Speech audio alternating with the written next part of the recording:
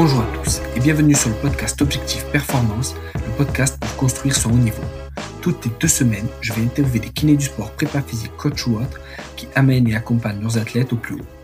On parlera dans une première partie de leur parcours, d'où viennent-ils, où ont-ils étudié, voyagé et commencé leur carrière, ensuite de ce qu'ils font actuellement et de ce que cela peut nous apporter en pratique, quel est leur sujet de recherche actuel, en quoi cela peut améliorer nos compétences, et enfin, on abordera leur mentor, leur livre préféré et comment est-ce qu'on peut les contacter.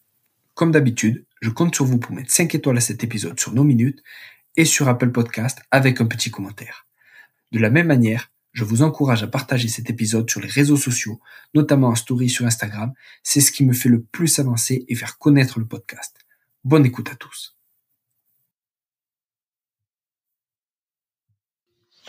Salut Florian. Salut Julien. Merci à toi d'avoir accepté ma demande. Merci surtout à toi en tout cas. Je suis très très content que tu m'as invité ce soir pour parler un petit peu de pas mal de choses apparemment. Ouais, tant mieux. Voilà, moi je suis content aussi de te recevoir et je pense que tu as plein de choses à nous dire, notamment sur le genou et sur ce que tu fais sur les croisés. Est-ce que tu peux nous expliquer un peu ton parcours, d'où tu viens et où tu as fait tes études ? Écoute, moi j'ai été donc diplômé en 2009 au CERF, à Saint-Denis. Donc ça fait un petit moment déjà, hein, ça va faire c'est la 13e année. Ensuite écoute sur le parcours, j'ai été dans un exercice mixte d'abord sur centre de rééducation, puis si tu veux en libéral. Très vite je me suis installé avec un ami en libéral, puis au moment où j'ai eu ma fille, j'étais en train de faire un master et du coup je me suis laissé tenter par une aventure de cadre de rééducation dans un centre pareil dans le Val d'Oise à Taverny, parce que moi je suis vraiment parisien d'origine. Je sais que ça te dérange un petit peu sur certains aspects, mais maintenant je suis plus là, moi je laisse le Real de Madrid faire ce qu'il a à faire. Et donc du coup pour un groupe pour le groupe pour Clinéa, hein, je sais que les groupes en ce moment c'est pas trop ça, mais je travaillais pour eux. J'ai fait une petite aventure de 3 mois pas loin de chez toi actuellement à Nyon en Suisse. Et puis ensuite pour des raisons plutôt on va dire familiales et personnelles, je suis revenu dans région parisienne, où je me suis installé d'abord dans la clinique de Daumont, dans le Val d'Oise, qui était la première clinique purement ambulatoire vraiment de France, voire même je crois d'Europe. Enfin, c'est que de l'ambulatoire, et avec des chirurgiens donc que je connaissais déjà, et le deal un peu c'était de m'installer en libéral avec eux, mais de pouvoir développer pas mal de projets, notamment autour du genou, puisque c'est vraiment une passion, et notamment le ligament croisé antérieur. C'est des choses qu'on a pu mettre en place au quotidien avec eux. Trop bien. Et du coup, comment s'appelle ton centre? Et c'est toujours dans ce centre-là que tu es maintenant? Oui, alors en fait, de fil en aiguille, au début, tu vois, j'étais dans la clinique, on avait 30-40 mètres carrés, puis après, on a commencé à prendre des patients, c'est devenu vraiment trop petit. Donc du coup, on a monté avec une collègue que j'avais déjà rencontrée en fait en salariat. C'était ma première recrue. Donc on a monté le centre en fait Orthosport. Qu'on a appelé Orthosport, et vraiment le but c'était d'essayer de prendre vraiment des patients plutôt orientés traumato, orthopédie, traumato du sport, et d'apporter quelque chose un petit peu de novateur dans le paysage de santé, parce que c'est vrai que nous au niveau de notre secteur, vraiment par rapport aux sportifs, en Île-de-France t'as l'INSEP, t'as Clairefontaine, mais c'est des choses qui étaient un peu loin. Alors je dis pas qu'on a créé quelque chose comme l'INSEP et Clairefontaine, hein, bien évidemment, mais on a essayé de créer quelque chose avec des outils comme l'haltérg, comme l'ISO, tout en ayant aussi Tu vois, à côté, on a un stade avec l'accès au terrain, la piste d'athlétisme que la mairie nous cède 2 heures, tu vois, dans la semaine. Avant, c'était le mardi, c'est le jeudi, justement pour faire aussi du on-field sur les lésions musculaires, sur les croisés, sur les retours de genoux. Et donc, voilà, on a essayé de se faire un petit truc, mais avant tout, ce qui était intéressant, c'était le plaisir, de pouvoir travailler avec des patients, voilà, avec lesquels on avait le plus d'affinité de par leur pathologie surtout. Trop bien. Et ça veut dire que du coup, dans ce centre-là, est-ce que vous bossez tous sur du genou ou est-ce que chacun justement bosse sur une articulation en particulier et fait que de ça? Alors, c'est vrai qu'on a laissé voilà, les kinés choisir voilà un petit peu ce qu'ils souhaitaient faire. Nous, c'est assez voilà libre, bonne ambiance, etc. L'idée en fait de la spécialisation, elle est venue par rapport à nos chirurgiens qui sont en fait hyper spécialisés. On a des chirurgiens qui font que du pied, que du genou, que de l'épaule. Et c'est vrai que finalement au départ on s'est dit tiens bah moi je vais plutôt faire genou, puis ma collègue s'est dit ah bah moi je vais faire pied cheville parce que voilà on aime bien, puis après il y en avait un qui faisait que épaule, et puis au final on s'est dit ouais c'est plutôt pas mal parce que les gens aussi surtout dans le monde du sport, bah, on se rend compte que les gens aiment bien rechercher voilà un thérapeute qui soit vraiment expert voilà dans son domaine. Donc c'est vrai que moi j'ai commencé pas mal avec du genou, un peu voilà prothèse, ligaments croisés, ménisque, luxation de rotule, et puis voilà très très vite, bah après j'ai vraiment foncé que vers le LCA parce que j'en avais voilà énormément. C'est quelque chose voilà que j'affectionne aussi. Alors j'en discutais avec Alex Rambaud que tu as interviewé il y a pas longtemps. Alors je sais pas si c'est parce que je m'en suis fait un ou pas. Non, mais ça m'a toujours intéressé parce que c'était toujours une pathologie assez, tu vois, controversée, etc. Donc on a voilà, moi je suis plutôt parti là-dessus. Ma collègue est plutôt voilà sur de la cheville plutôt tendineuse ligamentaire. On a des kinés qui font que du membrin. Et puis on a deux kinés qui font de l'épaule, dont Michael Acco qui travaille sur des formations voilà avec Clémence Bien-Aimée. Donc voilà, donc voilà, c'est vraiment le plaisir qui nous a amené à faire ça et à vraiment se spécialiser dans ces domaines-là. Top. Et t'as une activité aussi d'enseignement et de formation. C'est pareil sur ces thématiques-là, on va dire t'es sur le genou, sur le LCA, et si oui, où tu vas et où tu enseignes au final? Alors, ouais, j'ai une activité formation. Alors, j'enseigne sur l'école d'Anier à Saint-Ouen, sur Alençon et sur Dijon. Voilà, sur ces 3 écoles-là principalement. Alors Alençon et Dijon, c'est assez ponctuel, c'est une fois par semestre, bien évidemment, parce que c'est pas à côté non plus. Hein. Mais Dagné, non, j'y suis relatif. Donc c'est Liège, si certains peut-être connaissent sous ce nom-là, qui effectivement. Donc là, je fais essentiellement sur le genou. Tout le genou musculo-squelettique. J'ai cette partie-là. Je fais aussi sur des cours sur le BFR, le Blood Flow Restriction. Après, l'encadrement de tout ce qui est travaux, voilà, d'initiation à la recherche pour les étudiants. Et après, j'essaie aussi, peut-être qu'on en parlera, je leur fais des cours un petit peu sur justement tout ce qui va être réduction du risque de blessure du membrin, voilà la performance. L'athlète féminine aussi, je suis quelques athlètes féminines ou qui étaient voilà athlètes féminines. C'est vrai que ça fait toujours bizarre, voilà, on pourra en parler d'être un garçon et d'essayer, mais voilà, parce que c'est des choses qui sont remises en cause un peu en ce moment, mais voilà, d'essayer aussi de les faire réfléchir voilà sur d'autres concepts sur le sport, la performance, en essayant aussi de faire partager mon expérience, parce que moi j'ai voilà l'impression que finalement aussi d'être au contact des sportifs, des sportives, et je crois qu'on en parle aussi de plus en plus en ce moment, mais je crois que les écouter, c'est apprendre énormément aussi de choses sur la performance, d'apprendre énormément de choses aussi sur la blessure, comment ils le vivent, comment ils le ressentent, et je pense que ça aussi c'est une arme supplémentaire dans notre façon de traiter en fait les patients. Je pense que et plus on va les écouter, et aujourd'hui c'est vrai on parle beaucoup, tu sais, de la voix du joueur, de player meilleure voice, etc.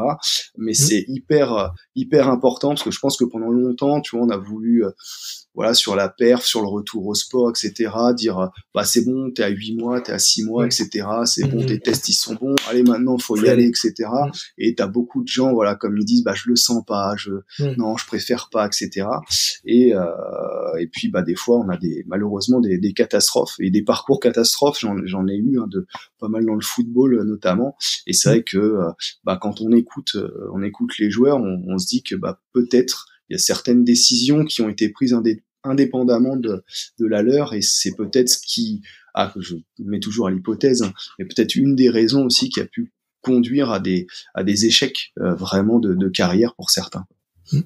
Et du coup, concrètement, ça veut dire que tu passes des fois des séances juste entre guillemets à discuter, ou tu prends toujours 5-10 minutes, je sais pas, pour débriefer avec eux sur leur état d'esprit, tout ça, ou est-ce que c'est on va dire plus naturel, et ça se fait au fur et à mesure de la séance et de la rééducation, que tu monitores, on va dire, leur état de forme plusieurs fois dans la séance, ou tu vois comment en pratique tu le mets en place, ça?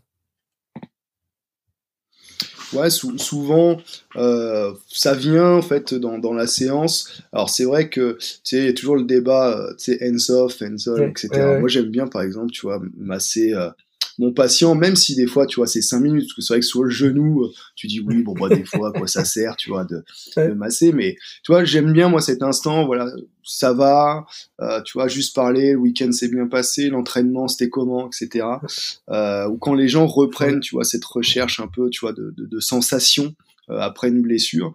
Et c'est vrai que souvent, voilà, les gens, voilà, viennent à parler, hein. C'est vrai que moi je dis souvent, tu vois, aux étudiants, il faut pas oublier, on est aussi la profession qui passe du temps, tu vois, avec les patients, et que bah voilà, un sportif, il aime bien parler parce que bah souvent, voilà, le coach, t'as 25 joueurs, et il peut pas forcément toujours parler à tout le monde, avoir des affinités, moins d'affinités, et le kiné, des fois, c'est un petit peu, voilà, le confident, et c'est vrai que souvent voilà ils viennent effectivement en parler, dire ouais, on a fait ci, on a fait ça, et puis souvent ils demandent l'avis, ouais, mon prépa il veut que je fasse ça, qu'est-ce que t'en penses? Donc moi je dis écoute, déjà le premier truc c'est toi, est-ce que tu te sens prêt, est-ce que tu te sens pas prêt? Et puis après c'est toujours voilà les écouter, être voilà, je dis pas qu'il faut écouter, on va dire, passivement et sans, juste pour écouter, mais des fois essayer de leur, voilà, apporter, voilà, un petit quelque chose, il y a petite douleur par-ci, petite douleur par-là, leur expliquer aussi, c'est très très important. J'ai des expériences vraiment où, même sur d'autres choses, tu as plein, dans le handball, je suis des handballeuses, tu vois, par exemple, qui ne savent pas pourquoi elles font du renforcement musculaire. Tu vois, c'est des trucs, elles disent bon bah je vais à la salle, et moi je leur pose la question, mais pourquoi tu vas à la salle? Bah parce qu'il faut faire du renfort. Mais pourquoi tu fais du renfort et des jambes, et pourquoi des squats, et pourquoi si? Elle dit bah je sais pas, on m'a dit de faire ça. Et tu vois, il n'y a pas de, voilà. Donc moi c'est pour ça, enfin tu vois, c'est aussi des fois tu apprends en fait aussi au contact des sportifs, ou tu vois, quand aussi vont te dire mais dans la carrière d'un sportif, tu vois, moi j'ai déjà eu des échos, tu discutes et ils te disent mais c'est normal de se blesser. Un sportif, il doit se blesser. Et tu te dis, bah non, pourquoi ce serait normal en fait de se blesser? Il y en a qui se blessent peu, pas, etc. Mais c'est juste qu'il y a beaucoup de choses aussi, je pense, dans des structures que ce soit aussi de haut niveau, tu vois, qui sont pas forcément toujours bien mis en place, bien compris, etc. Et je pense qu'effectivement, voilà, le joueur est pas forcément Au centre. très écouté, surtout dans le sport collectif. Voilà, j'ai discuté avec des coachs qui m'ont dit mais tu peux pas individualiser quand t'as 25 personnes. Après, bah peut-être, voilà, c'est sa vision, moi j'en partage une autre, les joueurs, les joueuses en partagent une autre, mais voilà, je suis pas forcément d'accord, voilà, avec cette vision. Je pense qu'on peut s'organiser pour essayer de faire au mieux, en tout cas. Ouais, carrément. Et du coup, alors tu t'es lancé sur un PhD, c'est ça? Ouais, alors du coup, comment j'ai fait? Alors j'ai fait un master en sciences de l'éduc à Montpellier. Donc plus près de chez toi un peu, hein, donc c'était en 2013-2014, donc sciences de l'éducation, tu vois, c'est toujours les trucs où on trouve un peu, on dit ouais, tu sais, t'as toujours ouais, ça sert pas à grand chose, machin. Et finalement, tu vois, je trouvais ça super intéressant parce que ça t'aide, t'as une approche un peu différente, que ce soit avec tes patients, comment tu communiques, tu vois, les mots que tu vas employer, etc.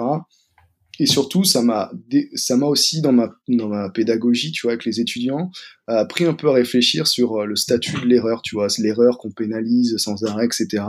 Et qu'au final, tu peux aussi amener comme un vrai outil, tu vois, de formation, et toujours aussi ne pas considérer les gens comme dénués de connaissances, tu vois. Ça, c'est hyper important. Et je pense qu'on en parle aussi de plus en plus avec l'accès aujourd'hui, tu vois, quand t'as une lombalgie, t'as un genou, un truc, le premier truc qu'on fait, les gens vont sur internet, ils se renseignent, ils vont voir leurs copains, ils vont ci, ils vont ça, et au final, toi, tous ces dogmes, ces croyances qu'il y a, voilà, on en parle de plus en plus, qu'il faut essayer d'identifier ce qui va, ce qui ne va pas, et d'aider les gens à progresser aussi là-dessus. Donc ça, ça m'a apporté pas mal de choses.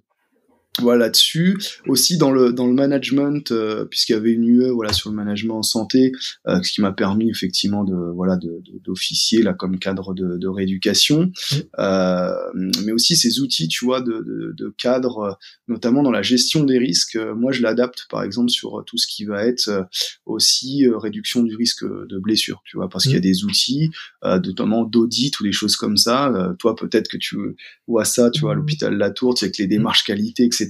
Mais je pense que c'est adaptable aussi au risque de blessure par rapport à ces outils.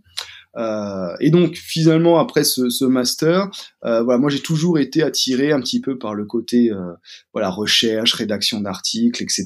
Parce que on nous disait déjà que c'était quand même important, puis ça permet de valoriser un petit peu l'activité.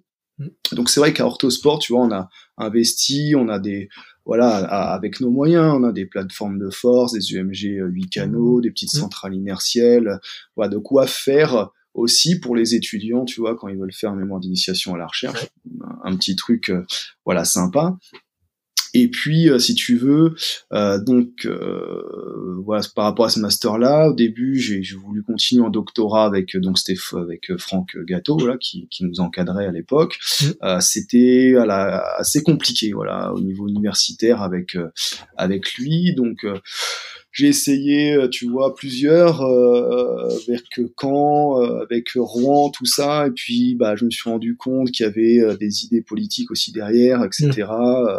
Quand je dis politique, pas politique au sens du terme, mais plutôt des courants d'idées, qui n'étaient pas forcément les mêmes à droite à gauche. Le fait, tu vois, que je venais à Montpellier, on me posait la question, on me disait mais pourquoi vous restez pas à Montpellier? Je dis parce que effectivement là c'était pas à distance, etc., que c'était compliqué, tu vois, de trouver un truc à Montpellier alors que je suis de Paris.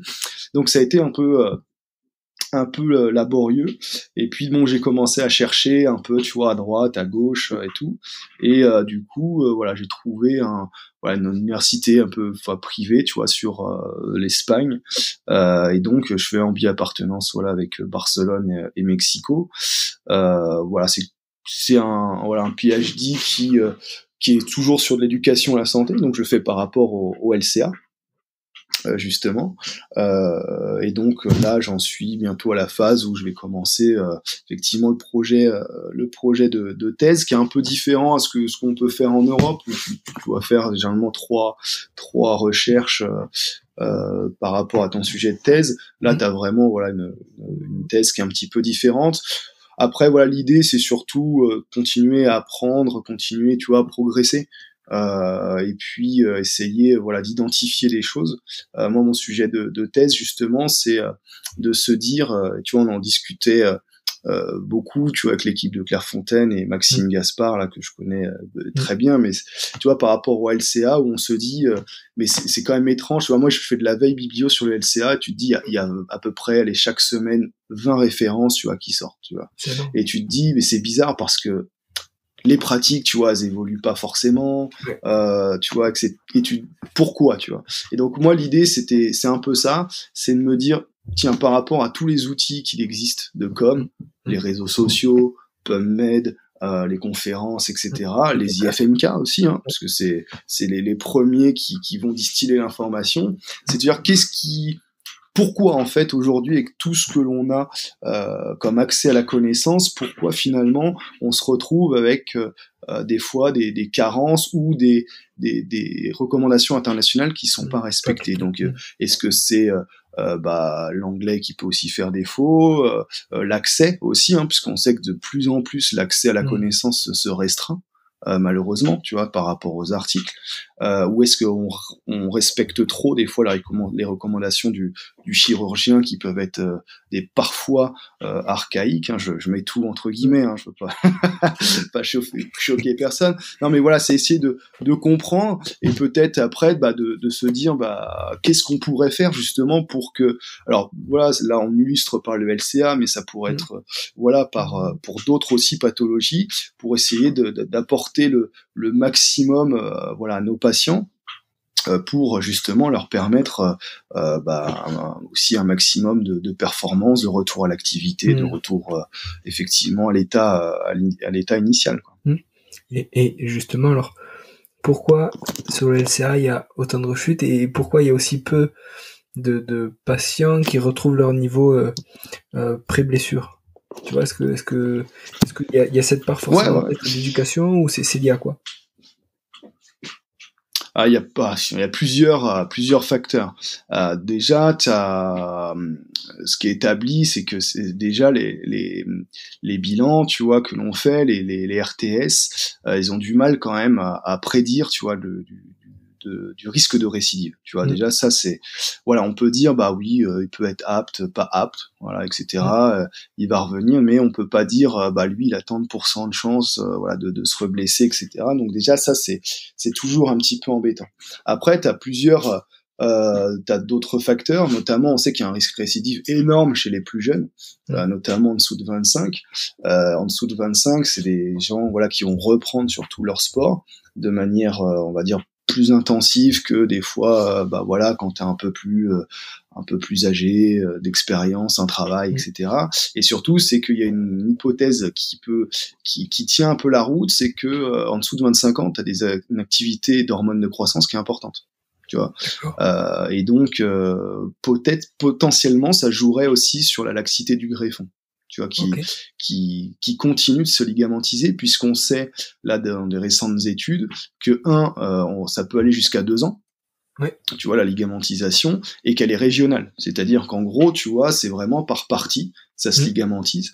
Donc, il y a toujours en fait ce risque-là, et c'est vrai que tu vois, Tim Ewett disait, mais du coup, qu'est-ce qu'on fait? Est-ce qu'on attend 2 ans pour reprendre le sport? Donc, on m'avait posé la question à Dijon sur les JDK, on m'avait dit, mais est-ce qu'il y a toujours un risque? Mais bien sûr, en fait, il y a toujours un risque quand tu reprends le sport de récidive. Alors la récidive, c'est soit sur le même genou ou sur le genou, tu vois, opposé. Bien sûr, on prend en compte ces deux-là. Le but pour nous, c'est de minimiser le risque. Et en minimisant le risque, effectivement, il y a plusieurs variables que l'on peut maîtriser ou non, physique, physiologique, et surtout, ce qu'il faut, c'est pas oublier, c'est le psychologique. Parce que effectivement, et le psychologique est hyper important. Tu vois, j'ai fait un congrès à l'EcoCep à Athènes où j'avais présenté des résultats préliminaires sur la chaîne ouverte et la distension, et j'avais discuté avec le centre isokinétique de Bologne en Italie, et c'est vrai que tu vois, il parlait finalement très très peu du psychologique, etc. Et en fait, quand j'ai discuté avec eux, et ils me disaient, tu vois, que d'expérience, ils avaient des gens qui musculairement étaient pas top, mais qui psychologiquement étaient prêts, et qui ne se blessaient pas, tu vois. Et qui faisaient pas de récidive. Et à contrario, ils avaient des gens qui, au top physiquement, qualité du mouvement terrible et tout, psychologiquement ça allait pas du tout, ou pas trop, et récidivaient. Donc ils disaient finalement, le pouvoir, et aujourd'hui on en revient de plus en plus, le pouvoir un peu du cerveau, tu vois, sur le risque de blessure, puisque justement des fois on se dit, mais in fine, est-ce que la rééducation sur un LCA, par exemple, c'est pas une rééducation qui serait aussi neurologique? Parce qu'on parle beaucoup de plasticité cérébrale qui change, il y a énormément de facteurs, avec aussi la dépendance visuelle ou autres qui se mettent en place. Donc effectivement le côté mécanique, et c'est ça qui est intéressant, c'est qu'il y a 20 ans on était au niveau du genou, après on est remonté un peu au niveau de la hanche, maintenant on est carrément au niveau du cerveau, et t'as beaucoup d'auteurs comme Ali Gochler, Dustin Grooms qui bossent énormément là-dessus. C'est passionnant parce que effectivement il y a le côté cerveau psycho, le côté cerveau plutôt mécanique et qualité du mouvement, et c'est pour ça que moi j'adore moi cette rééducation, parce que finalement c'est vraiment systémique, quoi. Ça va vraiment du cerveau du rachis partout, c'est le top pour moi, quoi. Ouais, impeccable, super. Et alors justement t'as fait une petite infographie que je vais passer sur Instagram avec Alex Rambaud sur le retour à la course à pied. Est-ce que tu peux nous en parler un peu rapidement? On essaie de faire des petites infographies là par le biais de la SFMKS. J'ai rejoint le SFMKS Lab. J'étais déjà sur la SFMKS. Alors pourquoi? Parce que tu vois, c'est la SFMKS, c'est la seule société savante de kiné du sport, reconnue en France, puis au niveau aussi, tu vois, international. Et puis c'était aussi la possibilité, tu vois, d'essayer de faire quelque chose à mon échelle, hein, bien évidemment, mais avec aussi des personnes et une association qui dans laquelle plutôt, tu vois, je me reconnais au niveau, tu vois, des valeurs, etc. Donc promouvoir la recherche, la santé et compagnie. Donc l'idée c'était vraiment d'essayer un petit peu, tu vois, d'étendre la recherche et de faire participer tout le monde, comme on a pu voir, peut-être t'as pu voir, il y a des sur le LCA, il y avait une enquête là qui justement sur la course à pied avec Jérôme Riera qui a relayé, etc.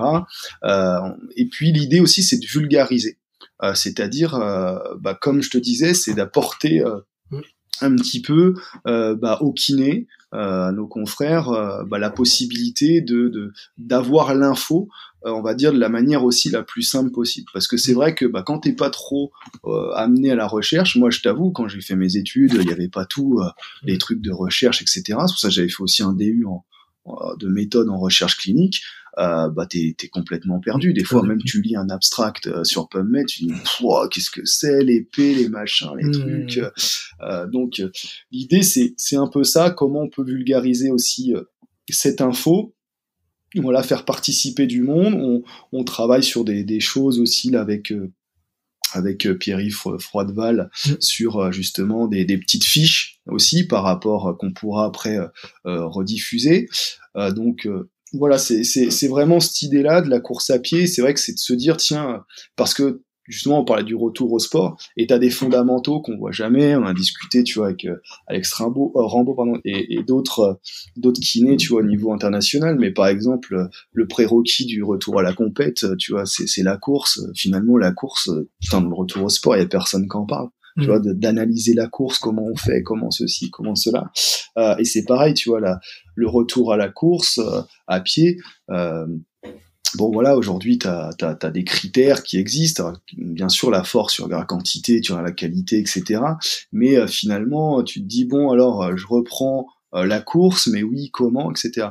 Et en gros, là, je me suis inspiré surtout, c'est de la scoping review qu'a fait Alex, bien évidemment, et ses collaborateurs, et aussi c'était l'équipe de Lynn Snacker aux États-Unis de l'Aware University, et c'est eux qui ont mis au point par rapport à une publication du JOSPT en 2012 plus là les dernières des petits critères de progression en fait que je trouvais sympa. Donc c'est pour ça que je les ai un petit peu diffusés. Après chacun fait effectivement son idée, hein. C'est le but aussi, hein. On n'impose rien à personne. Le but c'est de partager, chacun fait son idée. Si il y a d'autres protocoles de retour de course aussi qui existent, mais je trouvais que celle-là était sympa parce qu'il y a aussi l'aspect piste et l'aspect tapis. Parce que forcément aussi quand on est en cabinet, on fait courir ses patients, des fois on n'a qu'un tapis, et ça peut aider aussi à la progression pour tout le monde. Top. Et par rapport aux critères de retour au sport, justement sur le centre Orthosport, qu'est-ce que vous utilisez? Qu'est-ce que vous avez peut-être utilisé avant et qu'au final c'était pas assez discriminant? Comment vous l'organisez? Ouais. Alors là, nous, ce qu'on utilise, c'est vrai que alors nous, on a la chance d'analyser tous les croisés opérés, tu vois, à la clinique, Mm. qui est à peu près entre 200 250 LCA Mm. par an, donc ce qui nous fait aussi, tu vois, une base de Génial. données importante Ouais, après quand on veut travailler. Mm. Donc nous, on voit les patients, tu vois, à 1 mois, 3 mois et 6 mois à peu près. Mm. Donc à 1 mois, on fait un contrôle de l'aximétrie et on regarde, tu vois, l'épanchement, etc. Pour voilà, voir si on peut commencer à intensifier un peu, tu vois, le renforcement musculaire. Ouais. À 3 mois environ, c'est plus, tu vois, pour la reprise de la course. Donc généralement, on essaie de faire toujours une petite laximétrie. On fait un petit test ISO, tu vois, 60 degrés par seconde, tu vois, pour voir un peu force, ischio, quadri. Oui. Une analyse de la marche, donc avec une petite centrale inertielle, Oui. une analyse stabilométrique, en fait, yeux ouverts, yeux fermés, pour essayer de voir la dépendance visuelle. Alors, bien sûr, séquence statique, etc., mais aujourd'hui, il n'y a pas forcément grand-chose de protocolisé, tu vois, pour voir un peu cette dépendance visuelle. Et après, on fait un single hop test, et puis un single leg vertical jump. Voilà, qu'on essaie de quantifier. Comme on est dans un petit espace, on peut pas non plus faire, tu vois, mais voilà. Après, à 6 mois, on fait à peu près la même chose avec un test ISO beaucoup plus complet et puis un side up aussi. Comme ça nous donne, tu vois, quand même une idée d'un saut vers l'avant sur les côtés et sur une hauteur un peu dans tous les compartiments.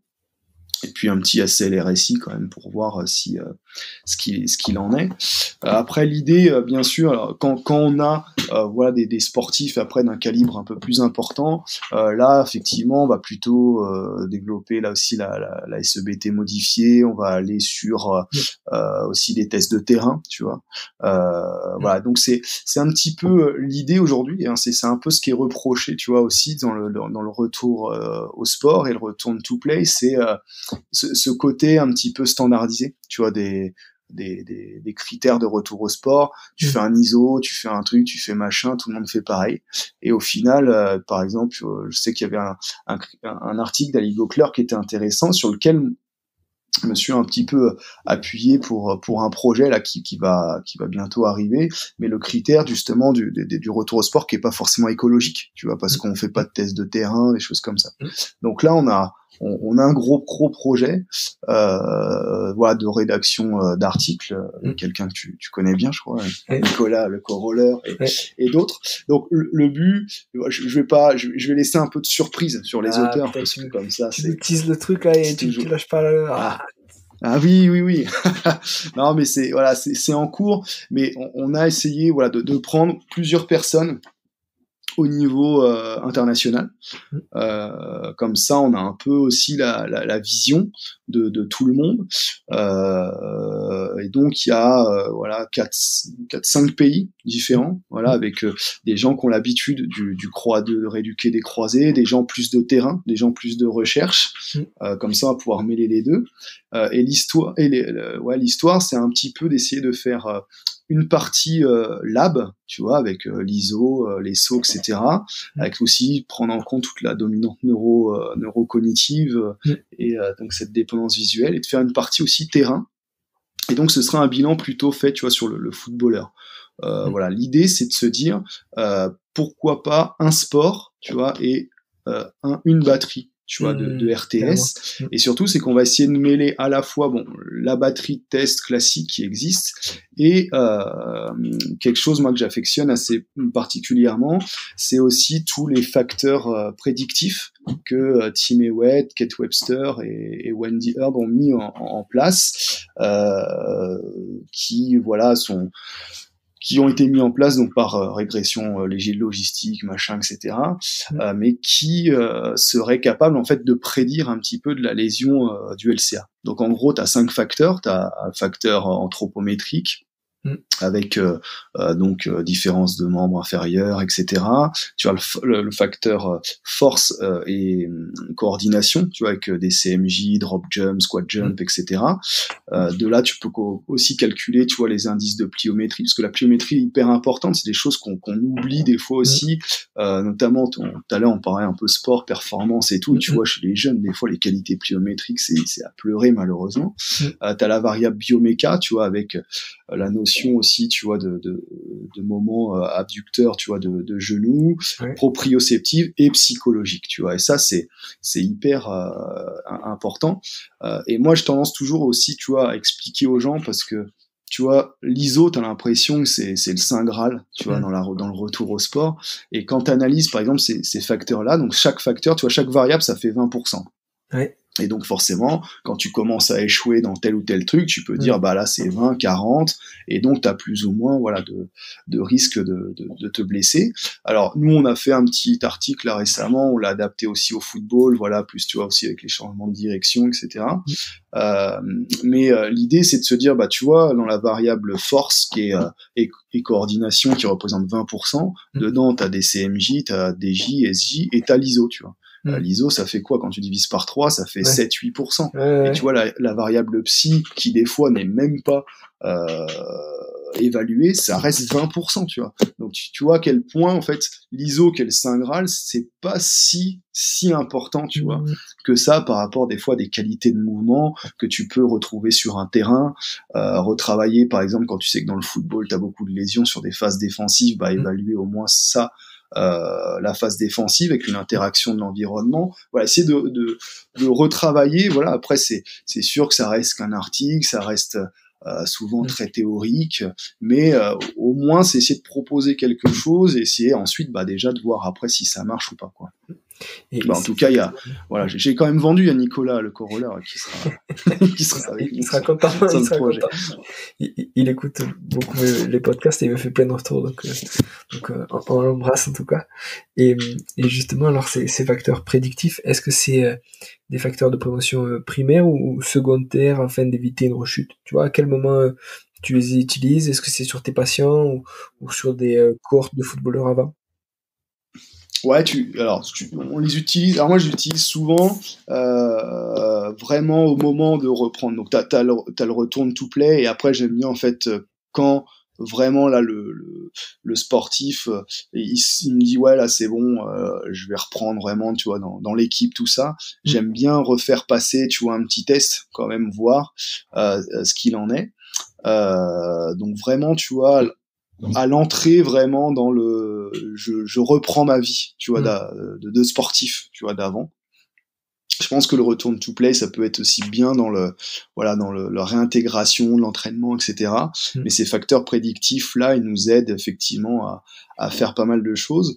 On a, alors c'est un retour d'expérience, hein, mais un truc, voilà, en fait, j'ai aussi travaillé là-dessus par rapport aux blessures en fait du membre inférieur, parce que j'en ai discuté en fait avec Tim Ewett, peut-être qu'on en parlera plus tard, mais c'est vrai que on peut adapter, tu vois, et au final on se rend compte que nous on bosse, tu vois, avec une équipe de hockey pro qui essaye de se structurer vraiment, tu vois, comme des pros, parce que justement dans le hockey là ils sont obligés d'avoir le statut pro en Ligue Magnus là, et malheureusement la structure était pas terrible. Donc il y a un ancien médecin qui a bossé d'ailleurs à Lausanne et qui est dans la Fédération française d'athlétisme, qui est arrivé pour structurer tout ça, et on fait des bilans, tu vois, pré-saison, machin, etc. Donc j'ai dit tiens, moi j'aimerais bien, tiens, je dis moi je vais faire ce bilan là parce qu'il est pas mal. On a vu avec le prépa, les kinés, tu vois, du club, pour voir quelles étaient aussi les lésions et tout, parce que le hockey, bon, moi je connais pas, voilà, grand chose. Et tu vois, on fait des bilans pré-saison, tu vois, en août. On en a fait et j'ai fait un sorte, tu vois, j'ai demandé, bah voilà, on en est où, il y a eu des blessés, etc. Tu vois, au niveau intrinsèque. Donc l'idée c'est de faire des bilans, ce que nous a demandé le médecin, repérer ce qui ne va pas et dire voilà, ça c'est plus du prépa, faut qu'il bosse comme ça c'est plus du kiné, faut qu'il bosse comme ça. Et au final, tu vois, en tout cas d'août à janvier, ouais, quand j'ai demandé, on a eu 0 blessure, tu vois.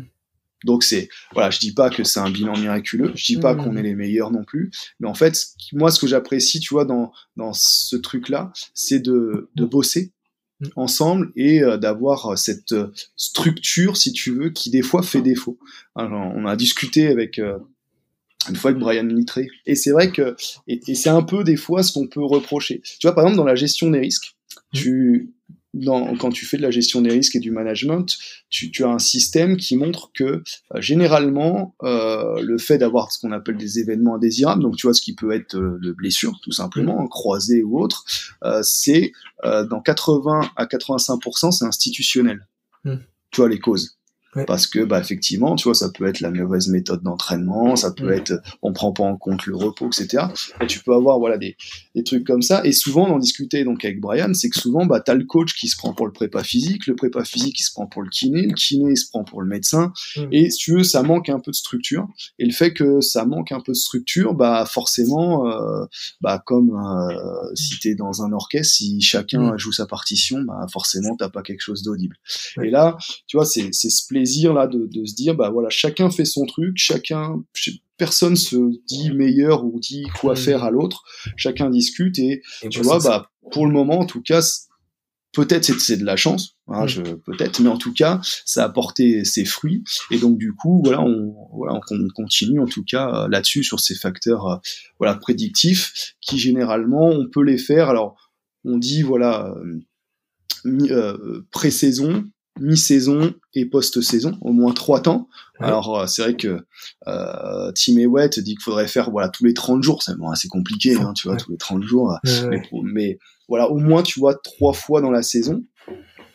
Et puis après, c'est en fonction de ça, introduire des mesures préventives, puis ensuite réévaluer, tu vois, pour voir si ça a marché, etc. C'est ce qu'on retrouve un peu dans les sciences de l'éducation. C'est-à-dire, j'entends parler de la route Deming un peu, tu vois, tu montes en progressant, et en progression, pardon. Et donc, tous ces petits trucs-là, et en tout cas, je pense que de toute façon, ça ne peut qu'être, positif pour les clubs, pour les joueurs, pour le risque de blessure. C'est clair. Et Florian, alors, toi personnellement, comment tu organises ta journée ou ta semaine type, tu vois, entre l'enseignement, entre ton boulot de kiné avec maintenant le PhD, comment tu fais? Ah oui, alors ça c'est tout. Moi j'ai une vie ultra organisée. Donc parce que du coup je travaille à la clinique orthosport. Je t'ai pas dit mais je travaille aussi au CDFAS d'Aubonne, qui a un espèce de mini Krebs avec des pôles. Donc t'as le pôle handball, basket, athlé, des patients qu'on voit un petit peu, ça, et puis donc l'activité de cours, et puis il y a la formation continue aussi. C'est pas tout le temps, mais c'est de temps en temps. Donc j'essaie d'être ultra organisé. Après, c'est une passion. J'ai aussi la chance d'avoir une femme qui a un peu l'écoute et qui m'aide aussi, parce que sinon ça malheureusement ça marche pas. Mais en gros le lundi matin, tu vois, je suis au CDFAS, l'après-midi je fais bilan à la clinique, mardi c'est clinique, mercredi matin c'est cours. Mercredi après-midi t'as reclinique, jeudi c'est orthosport aussi, comme le mardi, et le vendredi c'est ma journée un peu off entre guillemets.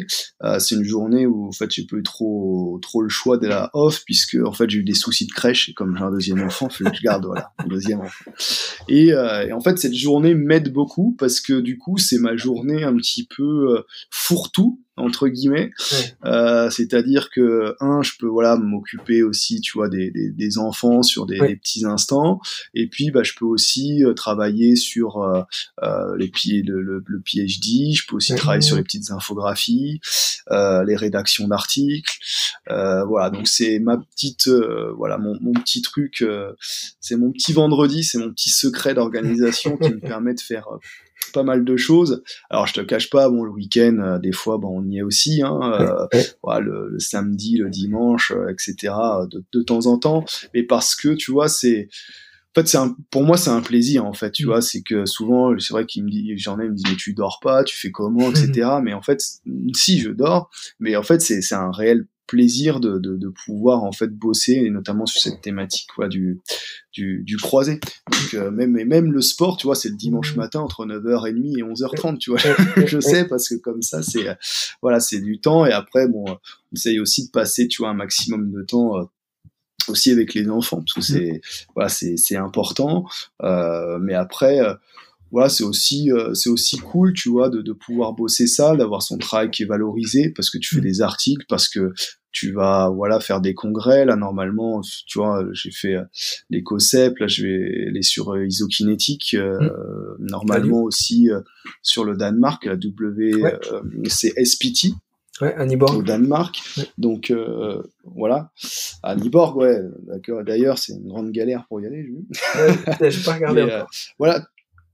Voilà, donc tu vois, après c'est aussi, tu vois, c'est du plaisir. J'interviens aussi à une petite chaîne Twitch que des fans, tu vois, de la Juve ont fait. Quand il y a des blessures, tout ça, tu vois, j'interviens aussi sur les mécanismes, tout ça. Donc quand Chiesa s'est fait le croisé, je me suis fait un régal pas possible. Et c'est vrai que j'ai aussi tu vois, j'ai cette chance de pas mal parler, tu vois, avec des physios, que ce soit italiens, que ce soit belges, etc. Et donc, j'ai des petites infos de temps en temps, tu vois, c'est assez intéressant.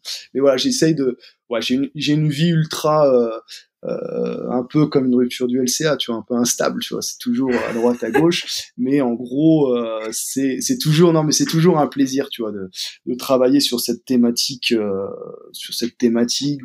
de rechercher, d'essayer de transmettre aussi voilà ce qu'on peut faire et ce qu'on peut voir, et puis c'est aussi, voilà, savoir s'entourer de personnes qui sont aussi passionnées, tu vois, comme Nico, que tu connais bien, voilà, comme Alex, comme d'autres, voilà, et c'est toujours un plaisir de partager une petite heure au téléphone aussi avec eux de temps en temps, quoi.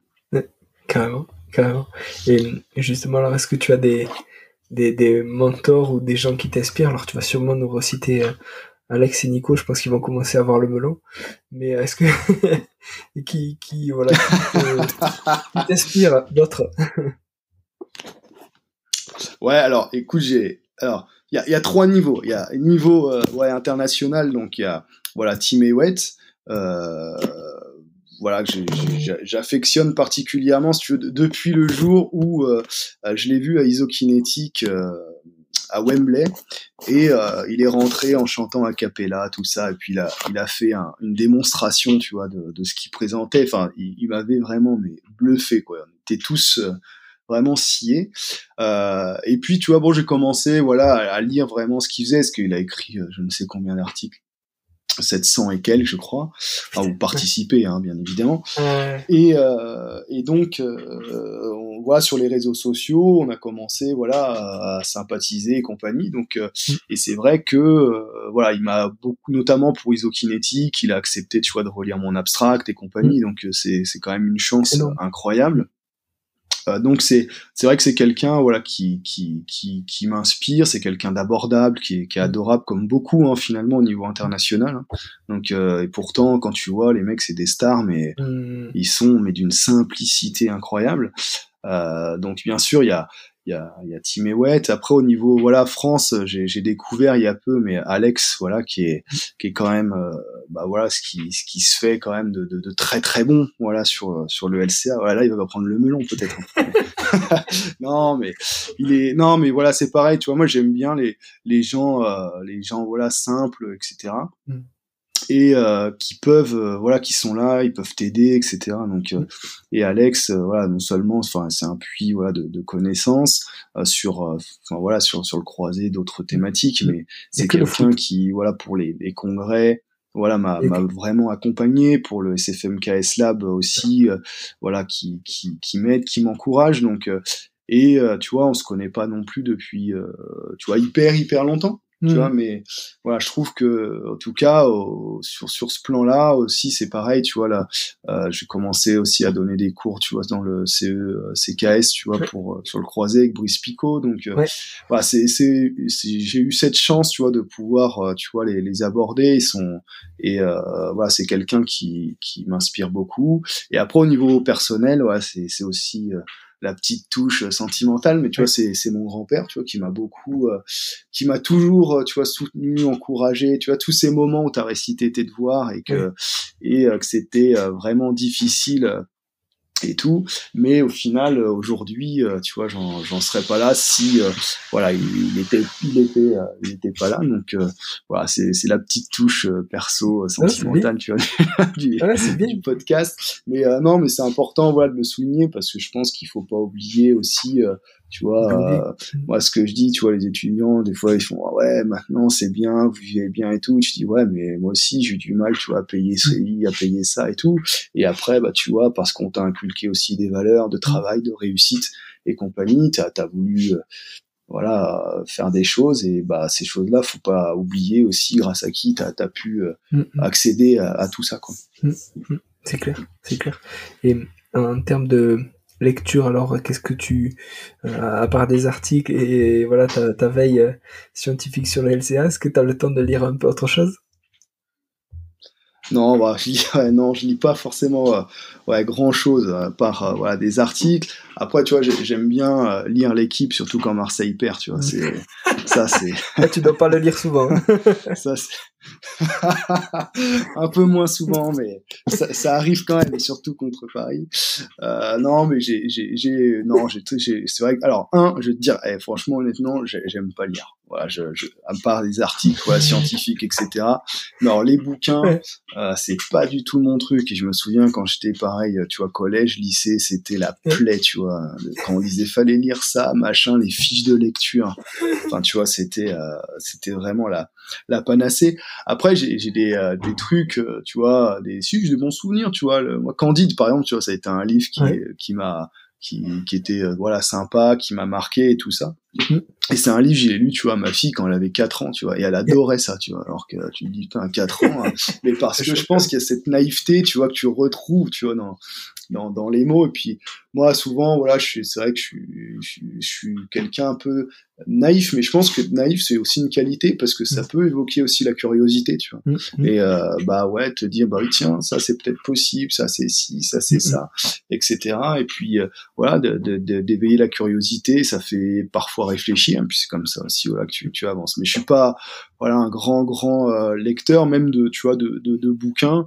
J'en vois plein passer, tout ça, etc. Mais franchement, j'ai pas forcément le temps, mais surtout pas forcément l'envie, quoi. Ça va. Et alors, Florian, si on veut te joindre, où c'est que tu es le plus, justement, parler d'accessibilité, où c'est qu'on peut te joindre le plus facilement? Alors sur les réseaux, je suis un peu présent partout, hein, parce que malheureusement, enfin ou heureusement, ça reste une plateforme indispensable à la communication. Je suis présent sur LinkedIn, Facebook, donc à mes noms propres, Florian Forelli, et puis tu as sur Twitter, c'est l'inverse, c'est @ForelliFlorian, et sur Instagram, c'est sur le centre Orthosport, @centre Orthosport. Voilà, donc là je suis assez joignable. Après sur les questions, j'essaye toujours aussi de répondre de manière la plus réactive possible. Voilà, j'essaye d'être très très réactif. Si je suis pas réactif, c'est que généralement j'ai zappé. faut me le rappeler.